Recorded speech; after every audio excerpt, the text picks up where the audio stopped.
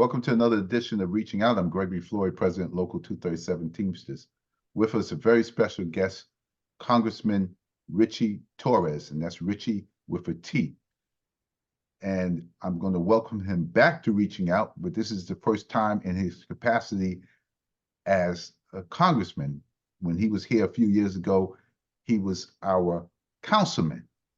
Richie Torres is the congressman representing the 15th Congressional District of the Bronx.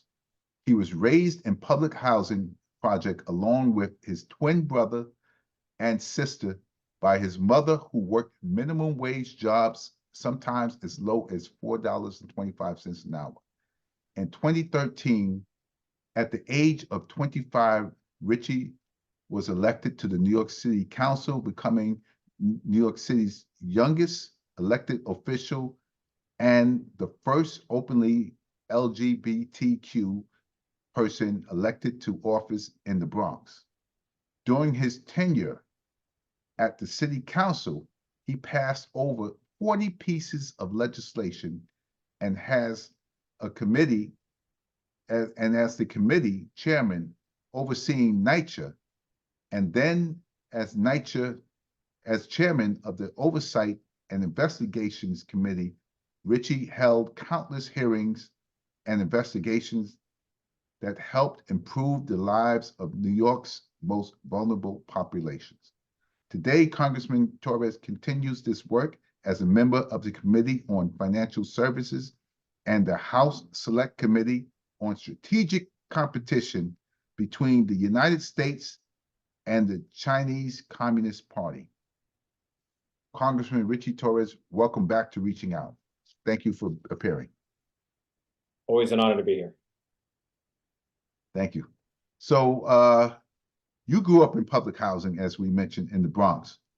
Could you tell us how a childhood in public housing eventually led you to become a member of Congress? Well, I never thought that life would take me on a journey from public housing in the Bronx to the House of Representatives in Washington, D.C. I was born and raised in the Bronx. I spent almost all my life in poverty. I was raised by a single mother who had to raise 3 children on minimum wage, which in the 1990s was $4.25 an hour. In fact, when I won my congressional primary in June of 2020, when I knew that I was going to enter the House of Representatives, I publicly said that before I was a congressman or a councilman, I'm first and foremost the son of my mother, Deborah Bachelet.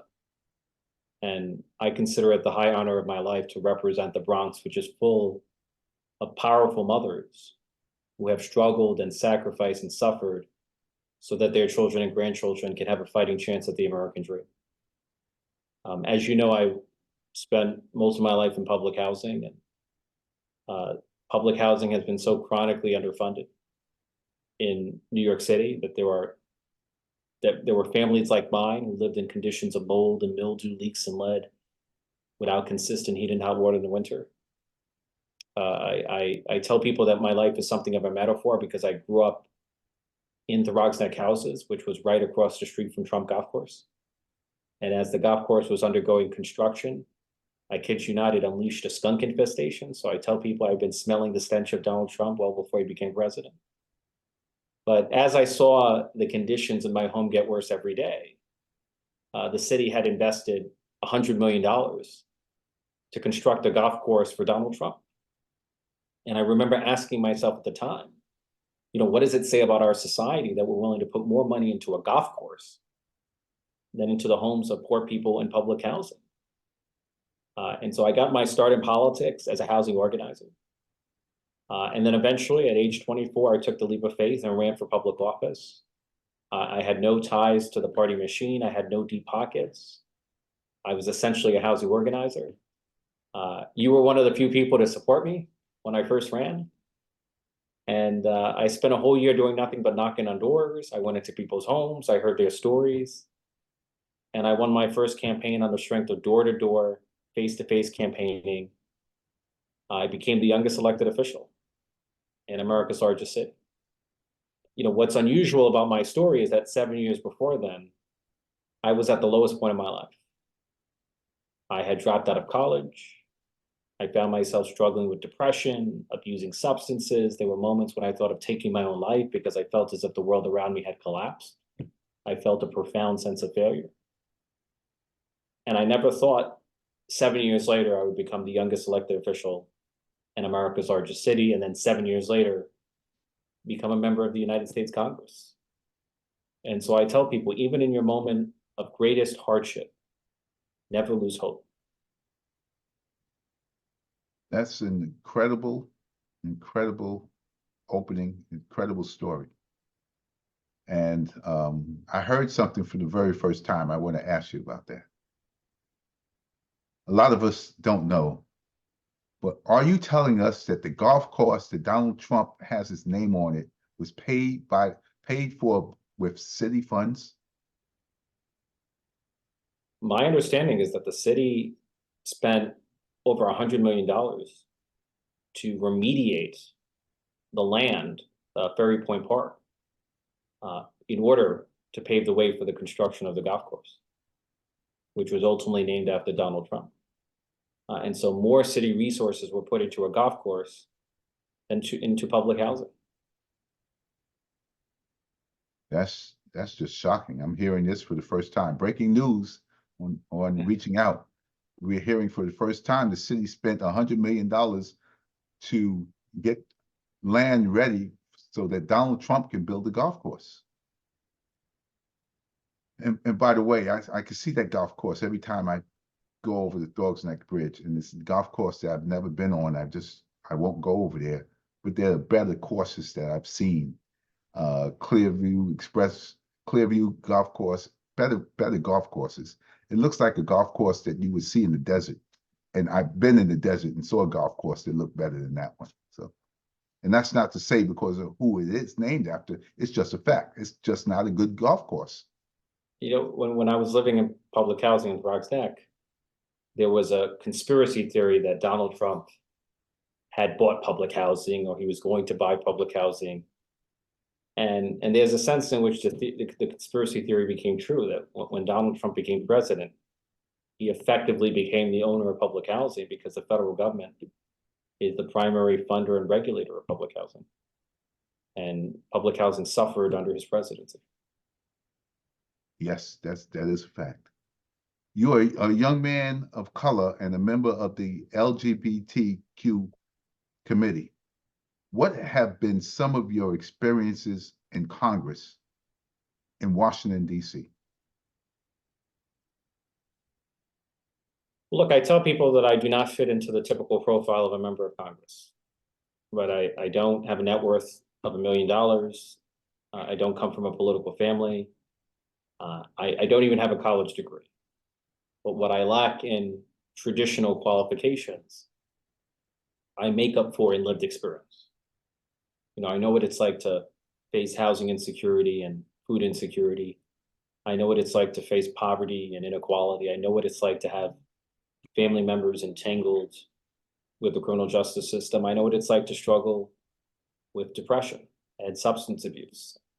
And so I am a product of my lived experiences. My lived experiences inform how I approach governing. And so I feel like I bring a radically different perspective to the United States Congress. People like me have historically been underrepresented in the halls of the United States Congress. You are one of the only members and few members of Congress who openly talk about mental health and your own struggles. What can be done to help with mental health issues and remove the stigma associated with them? Well, we're living in a time when the subject of mental health has taken on new urgency. You know, I would submit to you that social media and COVID-19 have been catastrophes for the mental health of our society. I'm no stranger to mental illness. Every morning I take the same antidepressant that I've taken for more than a decade, and I feel no shame in admitting it because it enables me to be the best version of myself, to function both as a productive person and a productive public servant. And I would not be alive today. I would not be in the United States Congress were it not for mental health care and the stability it gave me and my family. And so I feel a deep sense of obligation to share my story of overcoming mental illness in order to break the silence and stigma and shame that so often surrounds the subject of mental health. You know, there is power in telling your story. Right? Telling your story can play a role in raising awareness and inspiring others to do the same. Now, I just left a meeting where mental health was brought up. It was brought up in the subway station in New York City. It's brought up on the streets, and there's reports of recidivism with, I would say, people committing crimes being rearrested. And it's a small percentage of people who are going through this revolving door, and every time you look, turn around, it's the same person being rearrested. And some of them, most of them, have mental health issues. And if we're able to solve or even stem the mental health issues where we just take the stigma away and just, and I don't want to say force people, but as needed, put people in treatment centers, because you do that, I believe we lessen the crime and the dangers to our society, because unchecked, people with mental illness do not get better. And the advocates saying, no, don't force them into something. It's either you do that or they commit crimes. And when they commit crimes on society. And it's more expensive when they commit crimes than if we just go for the treatment. And I have a saying, I say it all the time. You could pay now or you could pay more later. I agree with you. There's no set of people whom we are failing more miserably as a society than the severely mentally ill, who are often left to languish on the streets, on the subways, in our jails and prisons. There's no greater indictment of our society than the fact that Rikers Island has become the largest provider of mental health care in the country. And, you know, we as a society have to recognize that we have swung the pendulum too far in the direction of deinstitutionalization. And we have to recognize that there are people who are whose mental illness is so severe that it requires inpatient care.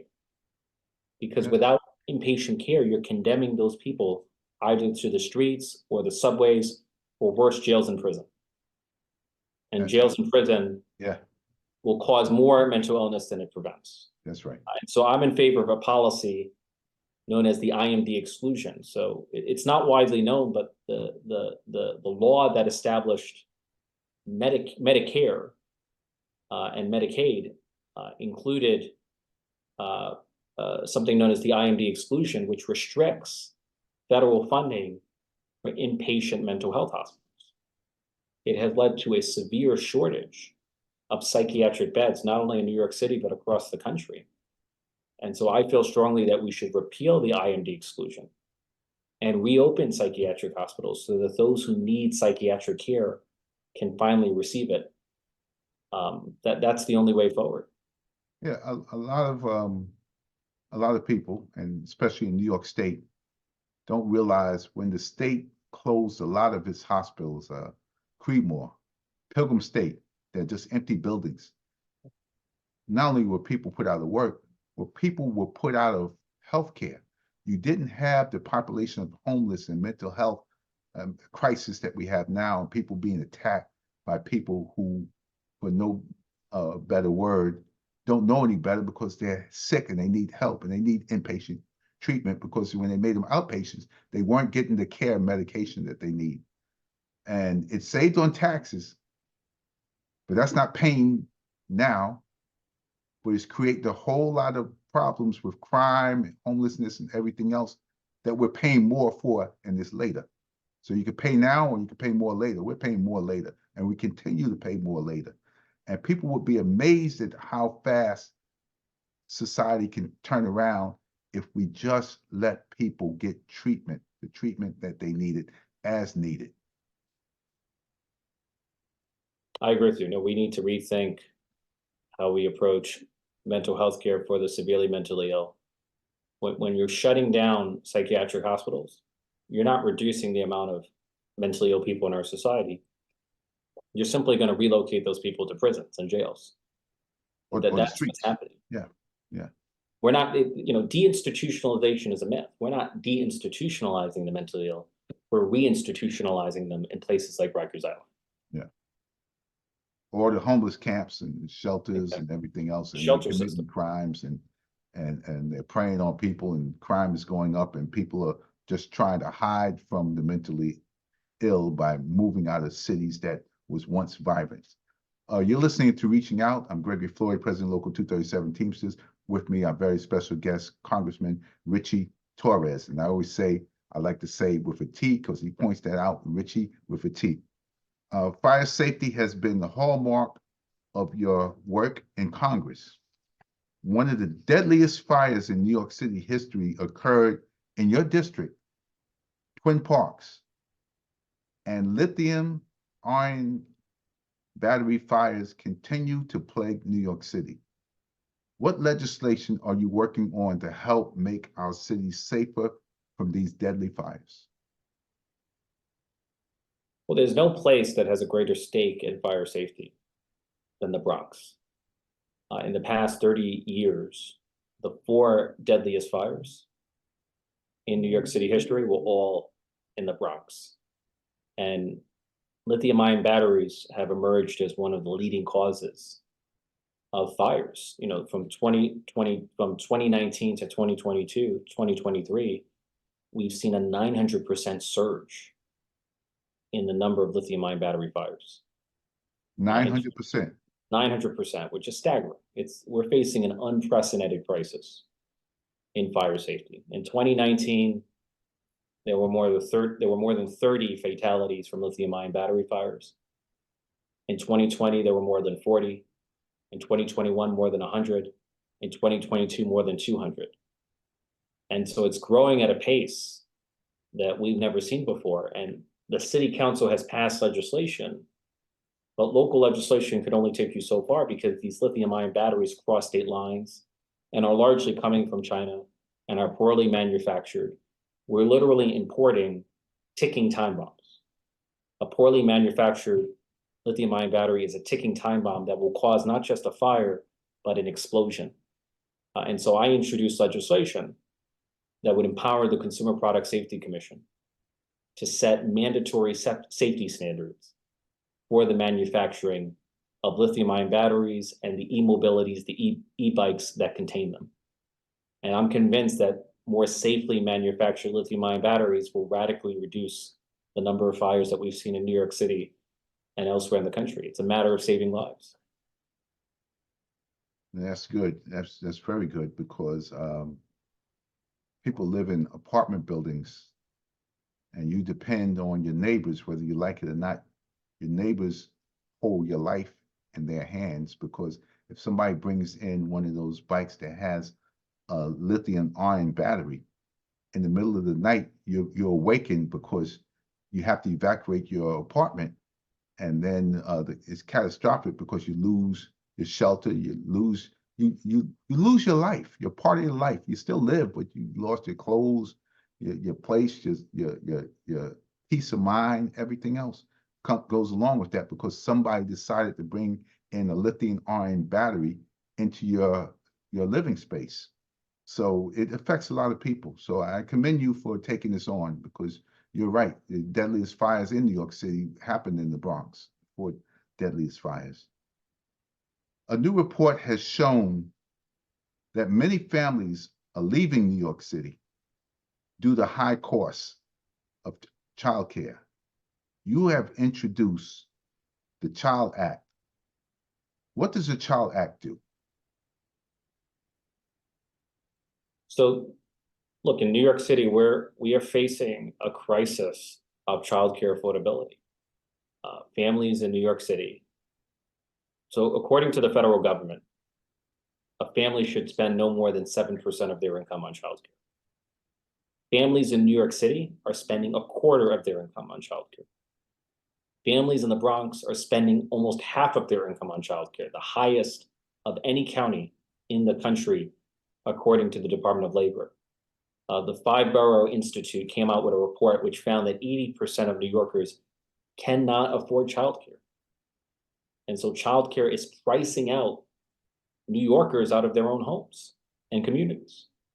It's creating barriers to gender equality, right? There are women who have had to withdraw from the workforce, who have had to delay their career advancement because of the crushing cost of childcare. And so I see it as an issue of affordability and an issue of gender equality.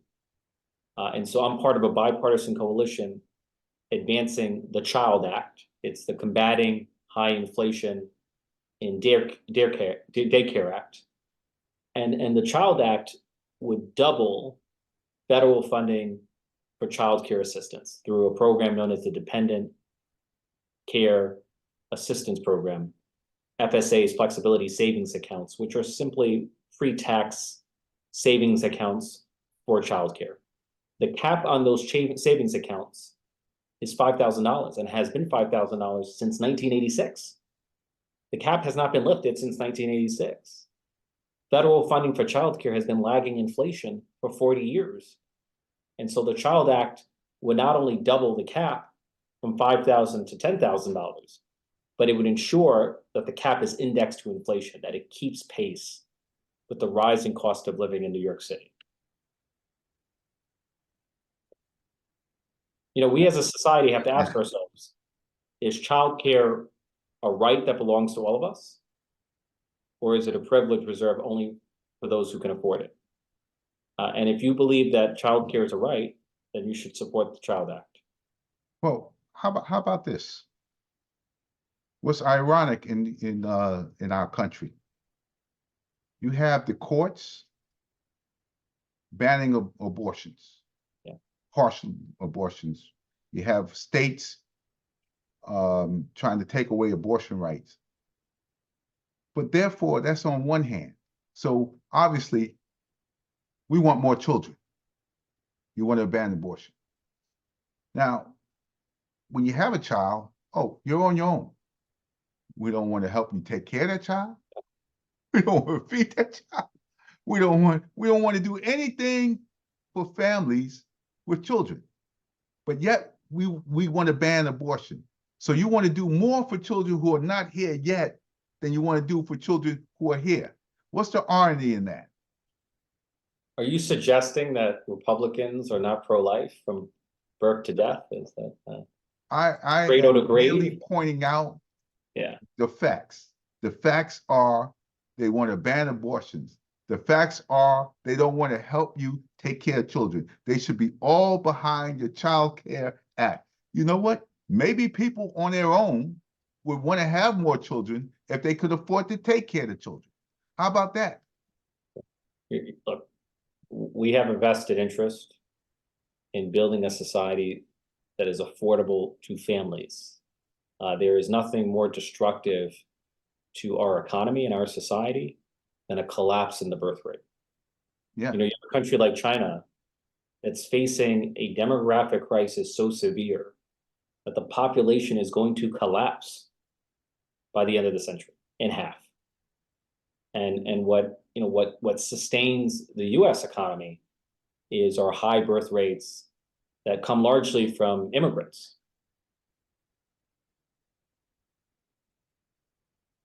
This is something, and you know, again, I got to say, you want to take care of children who are not yet here. It seems like they care more about what could happen than what's happening. And I mean, yeah, I could say no other. Now, I was supposed to ask you about NYCHA, the recent experiment. We have about a minute and a half of no bid contracts, and what do you think should be done? And you take a minute, I give you 30 seconds because what should be done was ignored. But go. Well, as you know, I held a hearing on no bid contracting back when I was in the city council in 2019. DOI conducted multiple investigations. You've been Yes. sounding the alarm. So Yes. NYCHA knew the problem. Yes, they NYCHA did. was aware of the recommendations that we made, and Yes, NYCHA ignored them. that's correct. And the end result was the largest bribery takedown in the history of DOJ. Yeah. So these are self-inflicted problems, but Sure. NYCHA needs to bring more transparency and accountability to these no bid contracts. Wherever you have no bid contracting, whether it's the public sector or private sector, whether it's NYCHA or any other agency, you're going to have a potential for corruption. And so you need to ensure that those contracts are subject to the right amount of transparency and accountability. Yeah, you had the hearing. Yes, I remember the hearing. I remember the recommendations. I agreed with the recommendations because I knew better. Why would I set people up for failure? I wouldn't do it. So I agree with you. It was a failure on the part of NYCHA to put in place rules so what happened didn't happen. And I hope they will do something now, because I say it again, you could pay now or you could pay more later. They're paying more later with the embarrassment, the contracts, work wasn't getting done. The purpose of it was to get work done. Work was not getting done. It was just one big scam. And now you have a lot of people who are in trouble because they just dangled this, I would say dangled this policy in front of them and they just did the wrong thing with it. So you're right. You were the chairman and you did have that hearing. I remember. We have about 30 seconds. In 30 seconds, is there a message that you want to give us before we say that time is up? And we always will ask you to come back.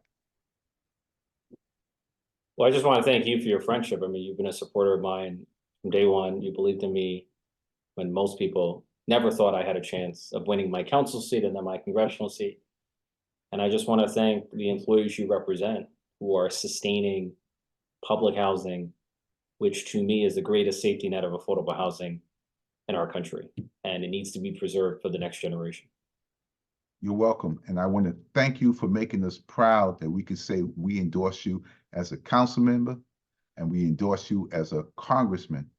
And we didn't hesitate on that endorsement because you did such a great job as a councilman. I said, you are the right person, the right time, and you're young enough to really make a difference. And as I told you, I will retire and admire you and your good work. And I thank you because you're about 25 years younger than me. So it's inevitable that I'm going to leave you in the workplace to continue on and do your good work. And I thank you for representing the people of your district and representing New York well. Absolutely. Thank you for your friendship. Take care. This has been Reaching Out. I'm Gregory Floyd, President, Local 237 Teamsters. With us, a very special guest was Richie Torres, Congressman from the Bronx, 5th Congressional District. Thank you for coming on Reaching Out.